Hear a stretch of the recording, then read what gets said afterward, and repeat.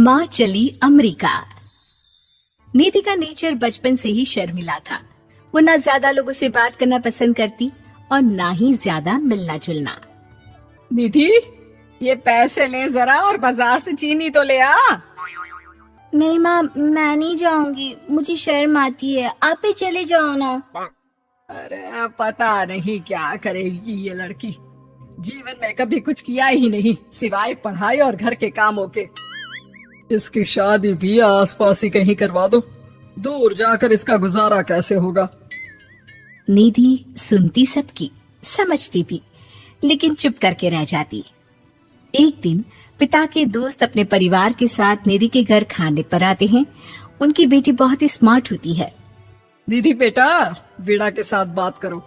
देखो, अंकल की बेटी भी आई है उनके साथ। निधि वीणा के साथ वहीं बैठ जाती है। चलो ना अंदर चलते हैं, यहाँ कहाँ बड़े लोगों के बीच बैठे। निधि माँ की तरफ देखती है और अंदर चली जाती है। वैसे मैंने ना अपना चैनल खोला है, तुम सब्सक्राइब करना उसमें।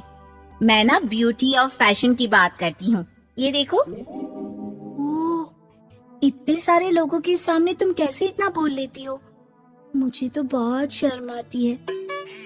अरे शर्म कैसी। खैर, सीधी सादी सी निधि, उसकी शादी हो जाती है राकेश से। राकेश एक स्मार्ट लड़का था, उसे घूमना फिरना पसंद था, लेकिन निधि का शर्मिला व्यवहार वो समझ जाता है।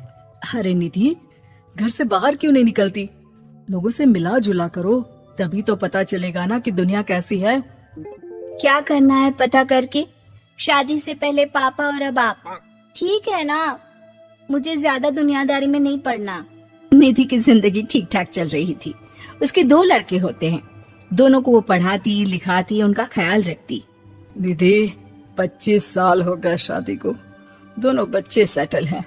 हम लोगों ने शहर में 2 मकान भी ले लिए। दोनों की शादी, खुद का पता ही नहीं चला कैसे उड़ गया। हाँ, ये तो है। मैं खुश हूँ, जिम्मेदारियाँ आती रही, मैं निभाती रही, और क्या चाहिए। देखो, मैंने सोचा है कि अब हम लोग अमेरिका जाकर रहेंगे। यहाँ की जिंदगी तो जी ली, वैसे मुझे वहाँ बहुत अच्छी नौकरी मिल रही है। मैं कैसे चलूंगी, मुझे वहाँ का कुछ नहीं पता। अब तो जानते हैं ना कि मैं घर से बाहर ही कम निकलती हूँ।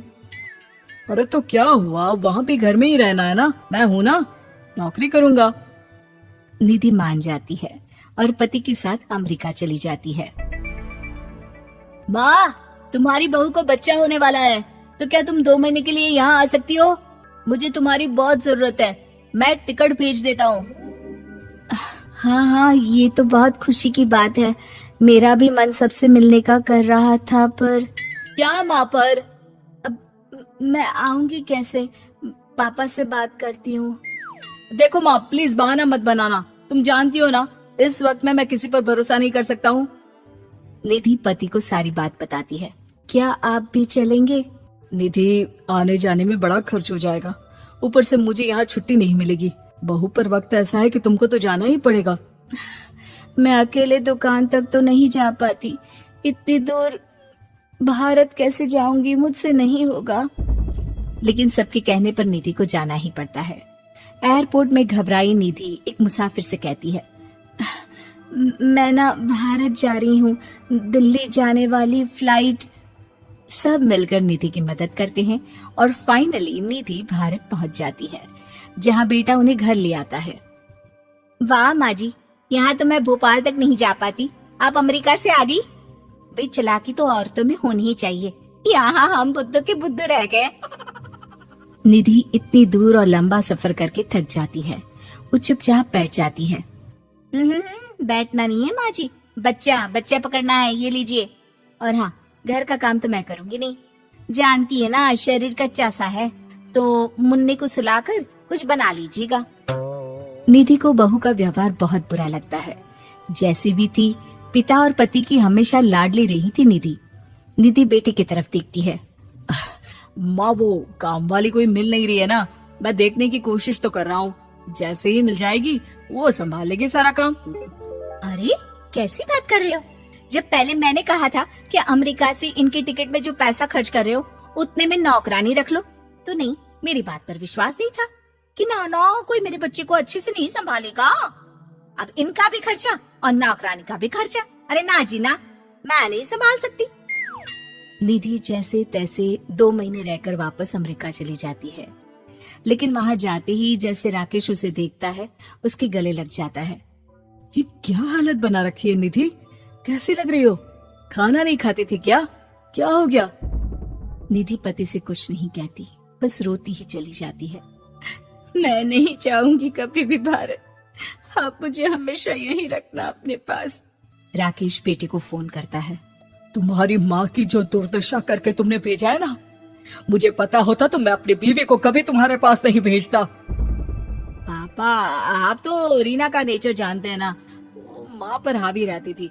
अब मैं तो ऑफिस चला जाता था, वो माँ पर जुल्म करती है और माँ भी इतनी सीधी है कि चुपचाप सहती रही। मुझे माफ कर दीजिए पिताजी।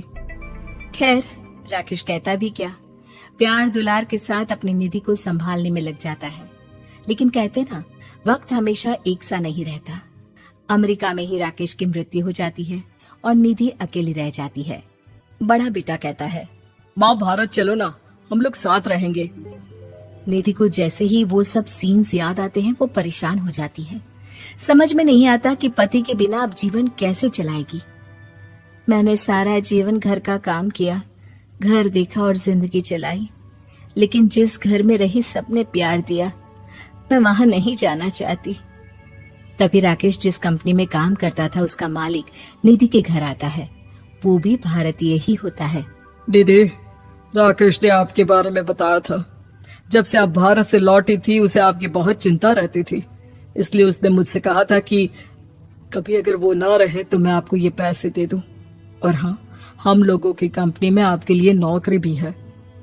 निधि पति के पैसे देखकर मन में तसल्ली करती है और नौकरी के लिए हाँ कर देती है। अरे पागल है क्या माँ, कैसे नौकरी करोगी? ये अमेरिका है, दिल्ली नहीं।